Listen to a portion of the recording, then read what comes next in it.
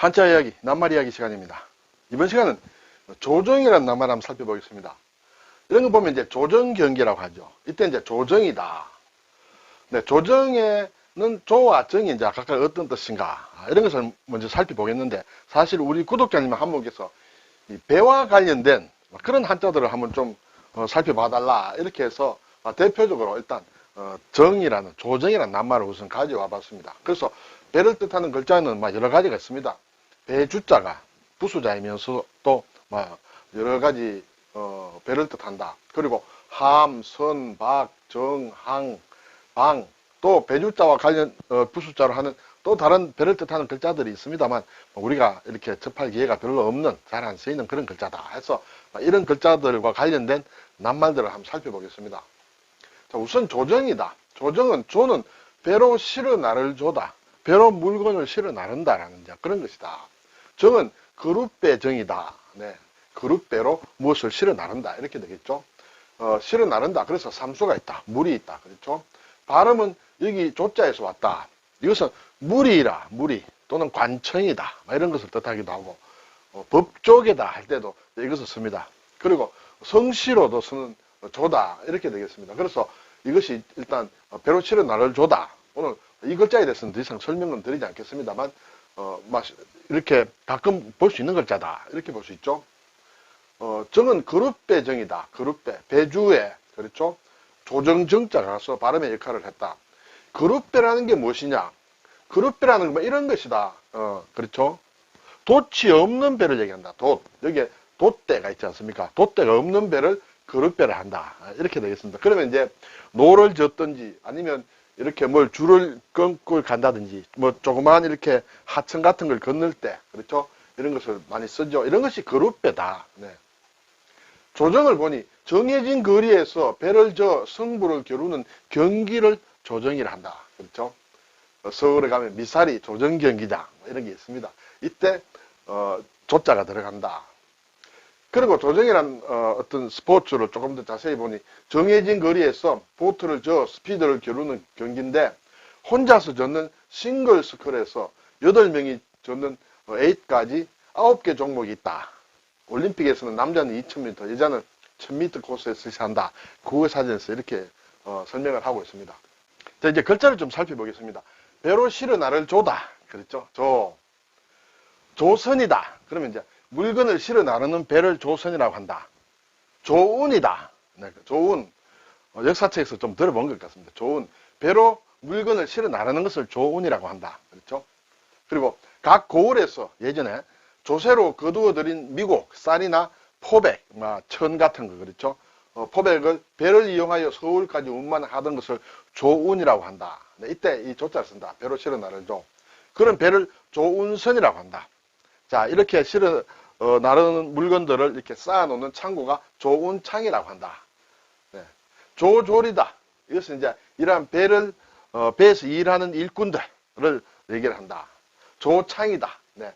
조운창과 같은 그런 의미다. 이렇게 되겠죠. 그래서 이런 조자를 쓴다.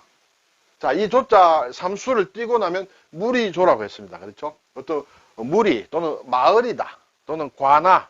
그리고 성시로도 쓰인다. 이렇게 되죠. 가장 많이 쓰이는 게 법조다. 법조계. 그렇죠. 법조계. 법조 삼류 해서 그런 얘기도 하고, 또 법조인 이런 얘기를 하죠. 그리고 조선시대 같은 데 보면 이제 육조가 있다. 육조. 이때는 관아를 얘기하겠죠. 육조 판서가 있다. 그렇죠. 이조, 호조, 예조, 병조, 형조, 공조. 그렇죠. 예전에 이호, 예병, 현공 이렇게 외웠던 기억도 납니다. 이때 이제 쓴다. 또 조계종이다. 그렇죠. 조계종. 그리고 조계사, 대한불교 조계종 할 때도 이 조자를 쓰고 있다. 그리고 중국에서 성시로 많이 쓰인다. 그때 조조, 그렇죠. 조조, 삼국지의 조조, 위나라의 조조, 조조의 아들 조비, 그렇죠. 조비의 동생 조식, 이런 때 다 이런 조자를 쓰고 있다. 우리나라에도 이 조가 이제 성시로 쓰이는데 글자가 좀 다릅니다. 우리나라에서 성시로 쓰는 조, 대표적으로 창녕조시다. 그러면 이때는 이렇게 줄이 이렇게 하나가 있다. 하나가 생략이 됐다. 그렇죠. 중국에서 성시로 쓸 때는 이렇게 줄이 2개 있는데 우리나라에서는 이렇게 줄이 하나다. 그렇죠? 하나로 되어 있다. 그것이 좀 다르다. 또 이제 헷갈리기 쉬운 게, 창녕조씨는 좀 발음을 짧게 하죠. 조씨. 그리고 이 나라 조자를 쓴 풍양조씨라든지 이때는 조를 좀 길게 쓰고 읽고 또 글자도 다르다 하는 것을 알 수가 있습니다. 그래서 성씨로 쓸 때 우리나라와 중국은 좀 다르다는 것을 알 수 있습니다. 자, 이제 배를 뜻하는 글자들을 좀 살펴보겠습니다. 대표적으로는 배주자다. 그렇죠? 그리고 함, 선박, 정항,박 몇 개가 있다. 배주자를 보면 이러한 배, 그룹배 모양이다. 그렇죠? 이러한 뭐 통나무 배일 수도 있고 예전에는 막 그러한 모양이 이렇게 글자가 변한 것이다. 자, 여기에 보면 안에 보면 이렇게 점주자가 있고 쭈를 곤자 같은 글자가 있죠. 이렇게 쓰는 것이 정자인데 이렇게 점주를 2개 하는 거 그렇죠? 점주를 이렇게 2개 이렇게 하고 글자를 쓰기도 한다는 것을 알면 되겠습니다. 자, 이제 글자 하나씩 이 글자들이 어떤 낱말로 쓰이느냐 하는 것을 말씀을 드리겠습니다. 어떻게 보면 이렇게 크기라든지 이러한 용도라든지 이렇게 조금 글자가 구별이 되어 있다 이렇게 볼 수 있습니다. 우선 배주자와 관련된 것을 보면 배주자는 기본적으로 조금 작은 배다. 네. 배라고 할 때는 배선자를 가장 일반적으로 많이 쓰는데 그것부터 좀 작은 배를 얘기한다. 각주국음이다. 예. 옛날 고사성어가 있죠. 각주 배에다가 이렇게 선을 새겨서 칼을 찾으려고 한다. 배는 지나가고 없는데 그렇죠? 그러는 것을 얘기할 때 각주국음이다. 오월동주다. 오나라 월나라가 서로 이렇게 싸우는 나라인데 한 배를 탔다. 적과 한 배를 타는 것이다. 일여편주다. 그렇죠? 하나의 잎사귀처럼 그와 같은 어떤 조각배를 일여편주라고 한다. 파부침주다. 그렇죠? 솥을 깨뜨리고 배를 가라앉힌다. 싸움을 할 때 이제 퇴로를 끊고 결사적으로 할 때 파부침주라고 한다. 방주다. 그렇죠? 방주. 이때는 모방자를 썼다. 네모났다.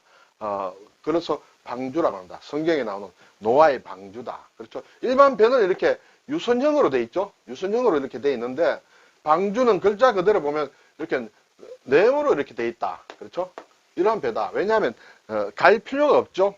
유선형으로 한 것은 앞으로 나아가기 위해서 유선형인데 물결의 저항을 줄이기 위해서 방주라는 것은 비가 많이 와서 일단 떠 있기만 하면 됩니다. 앞으로 나아갈 필요 없죠. 그래서인지 몰라도 글자 그대로 보면 네모난 배다 이렇게 볼 수 있습니다. 사실 노아의 방주는 굉장히 규모가 크죠. 크지만은 이 배주자를 넣었다 이렇게 되어 있습니다.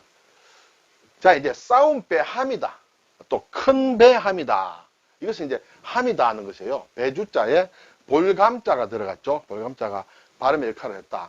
이것은 기본적으로 큰 배다. 큰 배이면서 싸움배를 얘기한다. 그래서 이 함이 들어간 것은 거의 다 싸우는 것을 얘기한다. 그 함이다. 이런 말은 좀 일반적일 수도 있겠습니다만 기본적으로는 또 싸움 그 함, 큰 배라는 것은 싸움배가 또 연관이 돼 있다.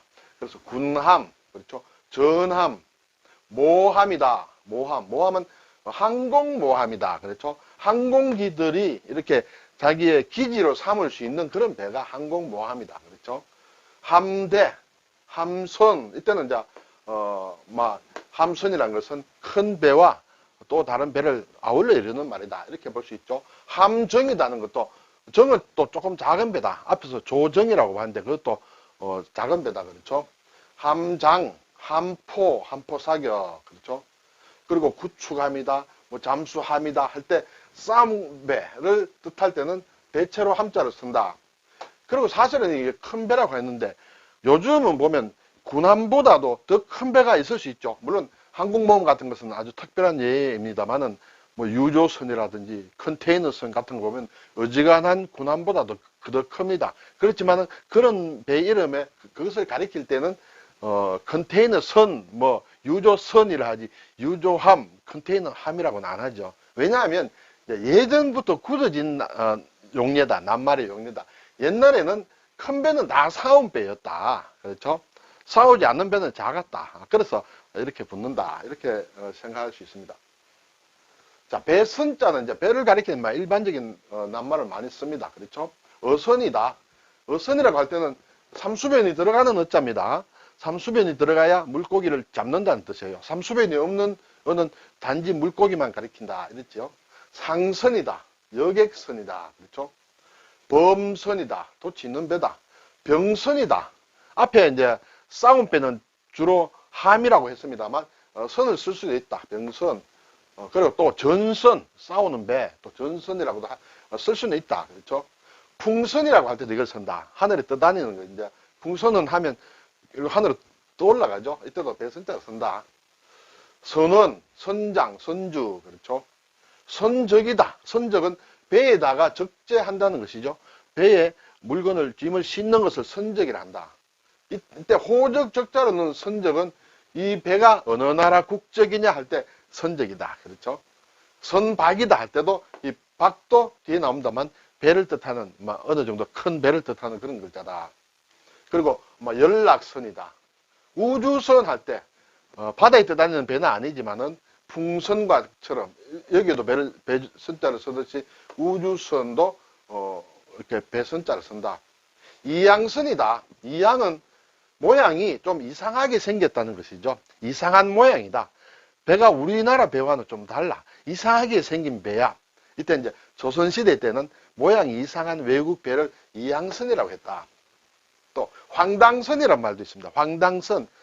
이것도 조선 중기 이후에 우리나라 배가 아닌 외국의 배를 가리켜서 황당선이라고 했다. 이렇게 할 때 선자를 많이 쓰고 있다. 일반적인 배를 가리킬 때는 선을 쓴다. 선박 할 때 박도 좀 큰 배다. 큰 배.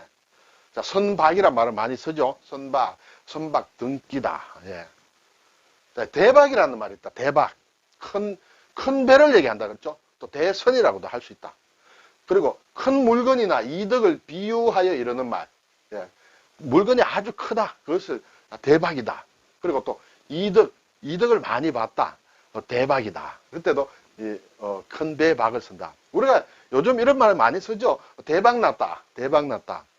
대박났다는 것을 여기에서 보면 이것과 좀 연결이 되는 것 같습니다만 국어 사전에 찾으면 대박이라는 것은 대는 큰 대자를 쓰고 박은 이렇게 순 한글로 쓰여져 있습니다. 자, 대박이 어디서 온 말이냐? 이런 것은 설왕설래가 있습니다만은 예를 들어 흥부전에 흥부가 박씨를 탄다. 그렇죠? 그 안에 금은 보화가 가득 들었다. 대박이다. 그렇게 얘기하기도 하고 또 도박과 관련해서 대박이다 하기도 하고 또 경우에 따라서는 여기에서 설명처럼 여기 큰 배박을 써서 박이라고도 하고 여러 가지 설이 있는 것 같습니다만 우리 국어 사전에서는 이렇게 나와 있다. 이렇게 되죠. 그리고 박래품이라는 게 있다. 박래품. 네. 큰 배가 가지고 온 그런 물건이다. 예전에 주로 서양에서 배에 실려 들어온 신식 물품, 그렇죠? 신식 물품, 수입품이라고 할까요? 그런 것을 박래품이라고 했다. 네. 요즘은 잘 쓰지 않습니다만 그래도 어느 정도까지는 들어본 그런 낱말이다. 이렇게 되죠. 그리고 이제 오늘 조정에서 나온 그룹 배정이다. 그렇죠? 조정, 네. 함정, 이때는 큰 싸움배와 또 그것과 조금 작은 싸움배 이렇게 볼 수가 있겠죠. 네. 모든 정이 다 싸움배는 얘기하지 않지만 일반적으로 이때 싸움배와 관련해서 많이 쓴다. 또 탐사하는 탐사정, 잠수하는 잠수정, 잠수함도 있죠.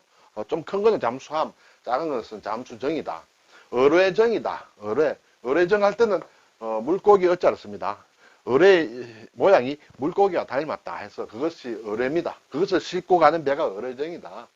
소해정, 바다를 청소하는 그런 역할을 하는 배다. 그렇죠? 경비하는 경비정, 회속정 이때 쓴다. 경정이다. 그렇죠? 배를 가지고 싸움을 시켜서 어떻게 말하자면 경마를 한다든지 경륜을 하듯이 이렇게 배를 가지고 싸움을 하는 그런 돈을 내기를 하는 경정이라는 게 있다. 정신이라는 것도 있다. 정신. 배의 몸이다. 배가 이렇게 있으면 그렇죠? 배의 앞에서 끝까지의 길이 그렇죠? 그것을 정신이라고 한다. 예를 들어서 경정에서 또는 조정에서 이렇게 경쟁하는 배가 이렇게 차이가 났을 때 어느 정도 떨어졌느냐 한 정신이 떨어졌다 하면 배 길이 하나만큼 뒤떨어졌다 이런 얘기가 되겠죠. 그때 쓰는 말이다. 배항, 배항은 배를 뜻하기도 하고, 건너간다는 뜻, 항해한다는 뜻도 있고, 또 하늘로 날아가 비행한다는 그런 뜻도 있다. 그리고 기본적으로 이제 배를 뜻하기도 한다. 항해한다는 것은 바다를 건넌다는 뜻이다. 건넌다. 예. 여기에서는 이제 건넌다 그런 의미로 봐야 되겠죠. 항공, 하늘을 날아간다. 그렇지만 기본은 원래는 배였다. 네. 배의 역할이 건너고 또 나중에 하늘을 나는 것이 나오다 보니까 이것을 같이 이렇게 바다를 건너는 배에다가 하늘을 나는 것에도 이것을 붙였다. 하늘을 날아가는 기계, 틀이 항공기다. 이렇게 되죠. 항로, 네. 건너거나 날아가는 길을 얘기한다. 취항한다. 배나 비행기가 처음으로 이렇게 말하자면 출발하는 그런 것을 취항이라고 한다. 결항이다. 그렇죠? 어떻게 항해나 항공이 이렇게 빠지는 것을 결항이라고 한다. 배방자도 있다. 예. 모방자를 붙이면 배방이다. 배를 얘기하고 뗏목을 얘기하기도 하고 또 쌍배다. 쌍배방이라고도 한다. 그리고 앞에서 말씀드린 방주라고도 한다. 이렇게 사전에 나와 있습니다. 우리가 접하기 쉬운 글자는 아니다. 저도 이번에 처음 접한 낱말이 채방이다. 궁중에서 잔치를 베풀 때 배 타고 노는 놀이를 할 때 쓰는 배를 채방이라고 한다. 뭔가 상당히 좀 꾸몄다. 이렇게 볼 수가 있죠. 화방이다. 네. 어떤 그림을 그렸다. 용이나 봉황 따위의 모양으로 꾸미고 그림을 그려 곱게 단층을 한 놀이배, 그림배라고 한다. 이때도 방자를 쓰는 것 같은데 지금 현재로는 거의 쓰는 낱말이 아니다. 잘 보기 쉽지 않다. 이렇게 되죠. 자, 조정이라는 낱말 자체는 우리와 일본은 같은 글자를 쓰고 있다. 중국에서는 우리가 이렇게 조정이라는 것을 이 낱말로 쓰지 않는 것 같습니다. 세정이라고 쓴다. 세는 이렇게 구슬한다. 푸다끄를 한다. 그러면서 이렇게 말하자면 경쟁한다. 이렇게 내기를 건다라는 그런 뜻이 있다는 것이죠. 그래서 세정이라고 한다. 그렇지만 글자 자체로는 조자와 정자는 신자체, 간체자가 별도로 없다. 이렇게 되겠죠. 오늘 조정이라는 낱말 한번 살펴봤습니다. 그리고 함정이다. 선박이다. 다 함이나 정이나 선이나 박이나 또 일엽편주의 주나 그렇죠. 항공할 때의 항이나 다 이렇게 배를 뜻하는 그런 글자다라는 것을 한번 살펴봤습니다. 감사합니다.